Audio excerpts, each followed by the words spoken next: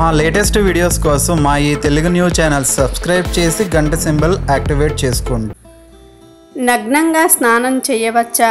నా నగ్న స్నానం ఆచరే అని చరకుడు చెప్పాడు. చరకుడు వైద్యశాస్త్రాన్ని రాశాడు. నగ్న స్నానం పనికిరాదు అనేది ధర్మశాస్త్రం చెప్పటమే కాదు, వైద్యశాస్త్రం కూడా చెప్తోంది.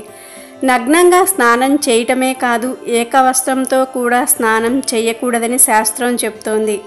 నదీ స్నానం చేసేటటువంటి వారు, బావుల దగ్గర స్నానం చేసేవారు వస్త్రం మీద పైన ఉత్తరీయాన్ని బిగించుకొని స్నానానికి దిగేవారు.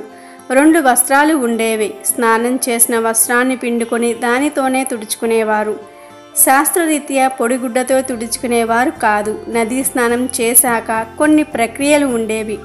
చనిపోయినటువంటి వారికి ఉత్తర కర్మలు జరగనటువంటి వారి కోసమని ఆ ఉత్తరీయం పిండినటువంటి నీళ్లు తర్పణంగా సమర్పించేవారు. ఆ నీళ్లు నదిలో పిండకూడదు, ఒడ్డునే పిండాలని శాస్త్రం చెప్తోంది.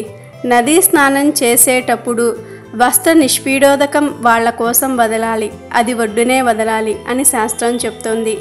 అలా వదలాలి అంటే ఒకే వస్త్రంతో స్నానం చేసినట్లయితే వస్త్ర నిష్పీడకోదాన్ని సమర్పించే పద్ధతి ఉండదు. కాబట్టి స్నానం చేసేటప్పుడు 2 వస్త్రాలతో స్నానం చేయాలి.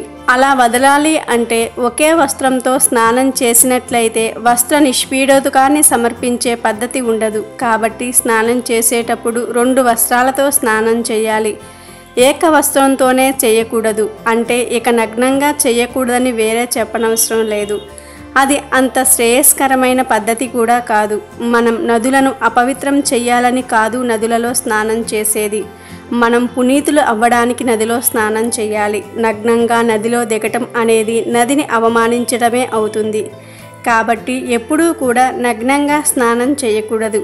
ఖచ్చితంగా వస్త్రం ధరించే స్నానం చేయాలి. చాలామంది బాత్రూంలో స్నానం చేసేవారు ఒక వస్త్రంతో వెళ్ళి అదే వస్త్రంతో తుడుచుకొని రావటం మంచిది కాదు, ధర్మ విరుద్ధమవుతుంది. కాబట్టి స్నానాన్ని పవిత్రంగా పెద్దలు చెప్పినటువంటి పద్ధతులు ఆచరించి చేసి మంచి ఫలితాలు పొందండి. ఈ వీడియో నచ్చితే లైక్ చేయండి, షేర్ చేయండి, బట్ సబ్స్క్రైబ్ చేసుకోవడం మర్చిపోవద్దు.